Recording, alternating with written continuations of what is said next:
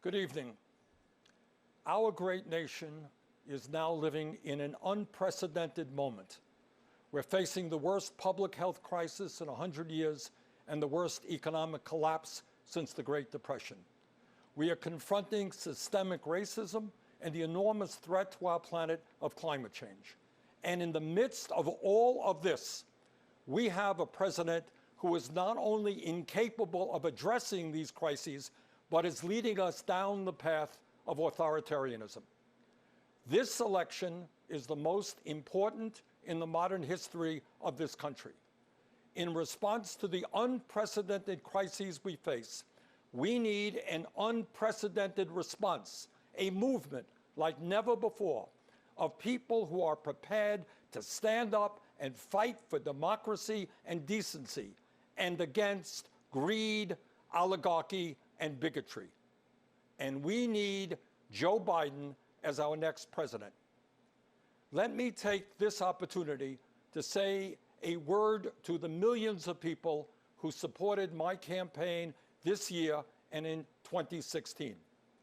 My friends, thank you for your trust, your support, and the love you showed Jane, me, and our family. Together, we have moved this country in a bold new direction, showing that all of us, black and white, Latino, Native American, Asian American, gay and straight, native-born and immigrant, yearn for a nation based on the principles of justice, love, and compassion. Our campaign ended several months ago, but our movement continues and is getting stronger every day. Many of the ideas we fought for that just a few years ago were considered radical are now mainstream. But let us be clear, if Donald Trump is reelected, all the progress we have made will be in jeopardy. At its most basic, this election is about preserving our democracy. During this president's term, the unthinkable has become normal. He has tried to prevent people from voting, undermined the U.S. Postal Service, deployed the military and federal agents against peaceful protesters, threatened to delay the election, and suggested that he will not leave office if he loses.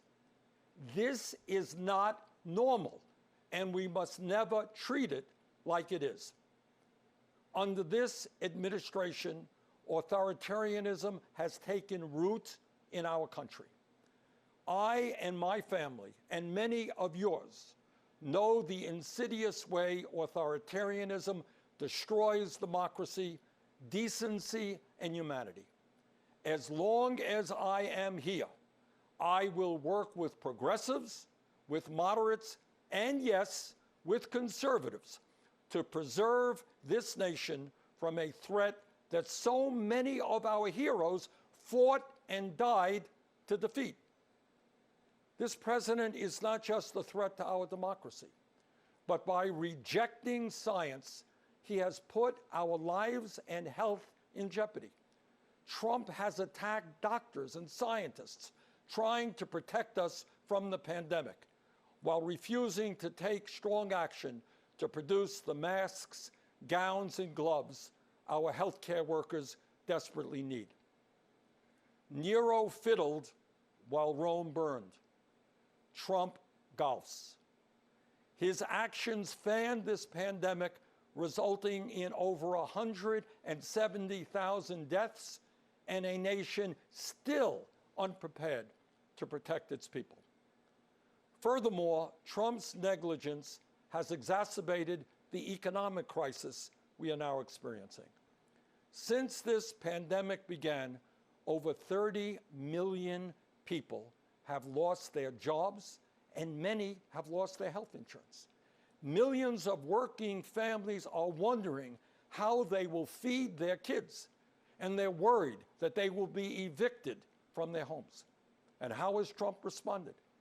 Instead of maintaining the $600 a week unemployment supplement that workers were receiving and the $1,200 emergency checks that many of you received, instead of helping small businesses, Trump concocted fraudulent executive orders that do virtually nothing to address the crisis while threatening the very future of Social Security and Medicare. But the truth is that even before Trump's negligent response to this pandemic, too many hardworking families have been caught on an economic treadmill with no hope of ever getting ahead. Together, we must build a nation that is more equitable, more compassionate, and more inclusive. I know that Joe Biden will begin that fight on day one. Let me offer you just a few examples of how Joe will move us forward. Joe supports raising the minimum wage to $15 an hour. This will give 40 million workers a pay raise and push the wage scale up for everyone else. Joe will also make it easier for workers to join unions, create 12 weeks of paid family leave, fund universal pre-K for 3- and 4-year-olds, and make child care affordable for millions of families. Joe will rebuild our crumbling infrastructure and fight the threat of climate change by transitioning us to 100% clean electricity over the next 15 years. These initiatives will create millions of good-paying jobs all across our country. As you know, we are the only industrialized nation not to guarantee health care for all people.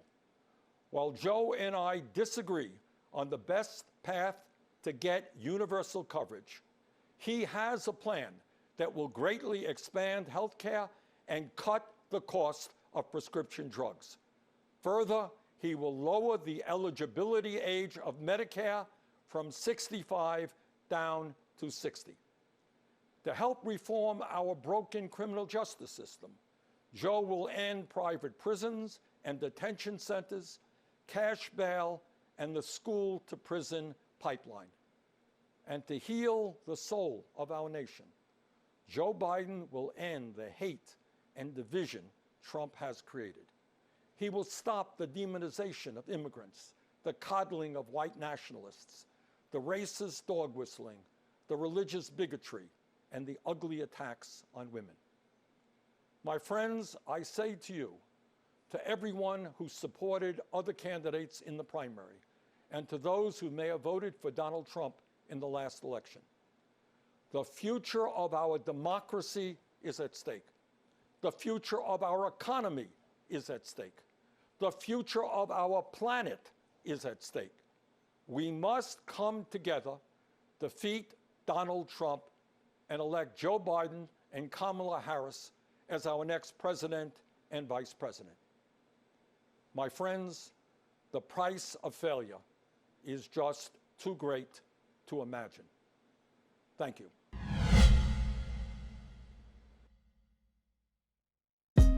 Hey, thanks for watching. If you like this video, check out these other videos from USA Today to stay up to date with all the latest news.